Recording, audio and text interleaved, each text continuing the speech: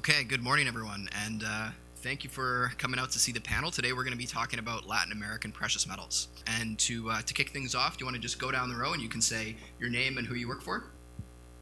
My name is Andrew Williams. I'm the president of New Pacific Metals, and like Michael, also thrilled to be here.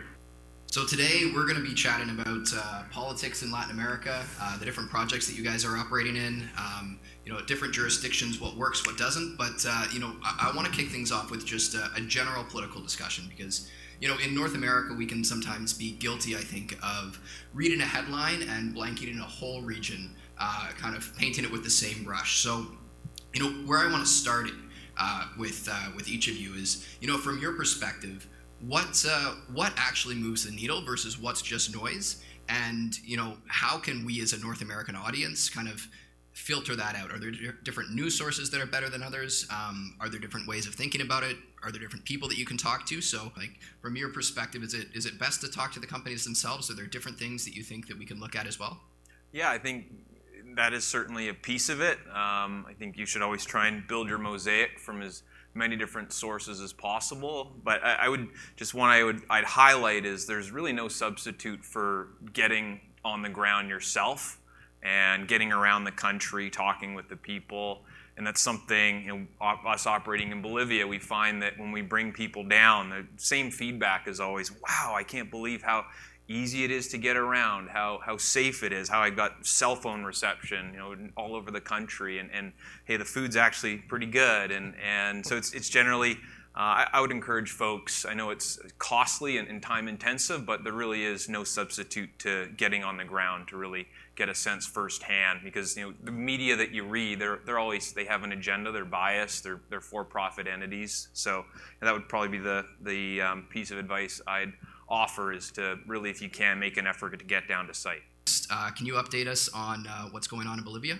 Sure, yeah. So New Pacific Metals, we came to the country in 2017 when really there were no other juniors operating in the country, and have really secured ourselves a first mover advantage in what we think is an emerging, probably one of the best addresses anywhere on the geological map to make big discoveries. And we've really proven that since we've been there over the last 5 years. First, we made this discovery of the Silver Sand project, which we've now 2 resource estimates, 200 million ounces, pure silver.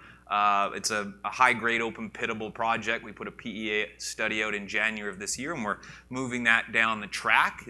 I think it ranks as the 5th largest undeveloped silver deposit anywhere in the world. And when it gets into production in each of its first 4 years, it's going to be amongst the top 10 silver producers, pure silver production in the world, up there with Penasquito's on that list with its silver, and the Antamina. So that real scale that I think highlights the geological prospectivity and our thesis as to why we came to the country in 2017. And more recently, we've really proven that we're not just a one-trick pony. We've since made another major discovery in a separate province in Bolivia, our Carangas discovery, which we've now drilled 80,000 meters, 180 holes, and we're on the verge of releasing our first resource estimate at Carangas, which we think will show a project that's bigger than Silver Sand. And so we've got a third project that we don't often talk about because it's almost an embarrassment of riches. And we've made it our Silver Strike project, where we've drilled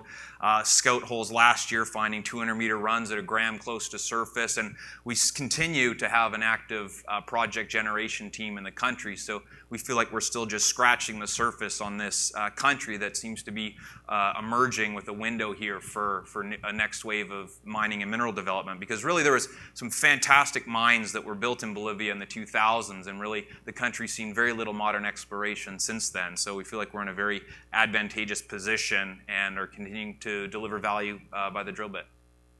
So your fundamental value proposition, to kind of bring it back to what some of the other guys had talked about, if you had to sum that up, what do you think that is for investors?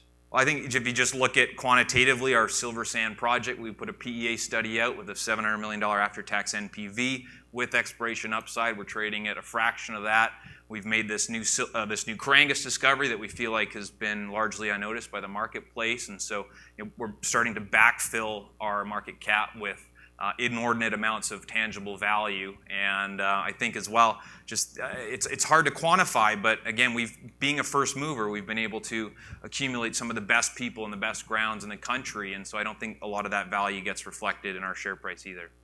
And Andrew, I want to end with you here. On this topic of issues that you have to contend with, Bolivia is a little bit more of an unknown among the North American investor space. So, from your perspective, what are the big risks that you face, and how do you go about managing them? Yeah, I wouldn't say that they're too dissimilar to any of the points that the other panelists have brought up.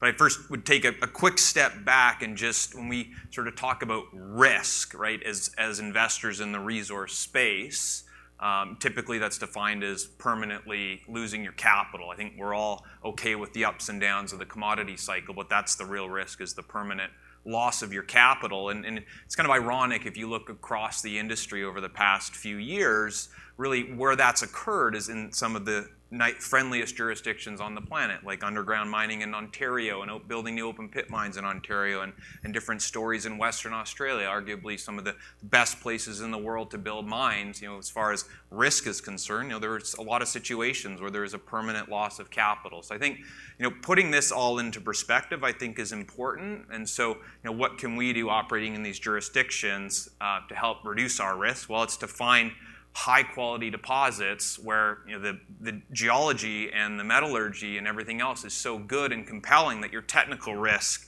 gets significantly reduced, as opposed to some of these situations in good jurisdictions where you take on an extraordinary amount of technical risks. I think that's key, is to, when you're operating in jurisdictions like this, the one advantage that we can offer investors is by finding fabulous world-class deposits, we can really dial that aspect of the mining investor risk profile down significantly. And then I think once you're there, which we feel like we're there in Bolivia with the quality of the discoveries that we've made, that comes down to, I think, as everyone has said, relationships, and relationships with the local communities. That's the social license. But I think equally important is that we need to also build strong, high-quality relationships with host governments, and that's exactly what we do in our business, and it's a key value driver for us going forward, transitioning these great discoveries and turning them into great mines. That's done through really fostering great relationships with the local communities, which is achieved through bringing great people on board. We talk about the pride of employing 100% locals. That's something. There's some incredible people in these countries that they're really fired up and proud of these discoveries and want to showcase what they mean for their country. And so I think there are a lot of great people that we can recruit, and we are bringing on board to really then build those relationships, which is the key to operating successfully in any of these jurisdictions. Andrew, I'm going to bring it back to you here, talking about 100% local employment in Bolivia. Are you seeing labor pressures there? Is the market tight in Bolivia? Not that we've seen. We're still an exploration and pre-production company, but we've had just the people that we've hired recently, they're incredible. And again, as far as wage differentials go, for what it could cost you to find a housekeeper in Canada or the United States, you can get just some fabulous people with real scientific credentials. And so we haven't had any issues whatsoever finding people. And I think that's one of the advantages of Bolivia is, yes, it's relatively unknown to recent investors in the last 15 years, but we've been mining there for over 500 years, 35 kilometers from our silver sand project is a 3 billion ounce endowment, Cerro Rico, the mine that financed the Spanish Empire, and that mining culture is very much in the DNA of the country. It's the 8th largest silver producer today in Bolivia. So there's mining all over the country, and certainly finding the right people to work for us isn't an issue. And that's also sentiments echoed by Pan American Silver, our second largest shareholder. They've been operating in the country for 20 years, and they always rave about just how hardworking and diligent their local workforce is. So I think it's a real tailwind, I think, that we have operating in parts of Latin America versus Canada and Australia and the like. But some really, really good insights here. So thank you. Thank you. Thank you. Appreciate it.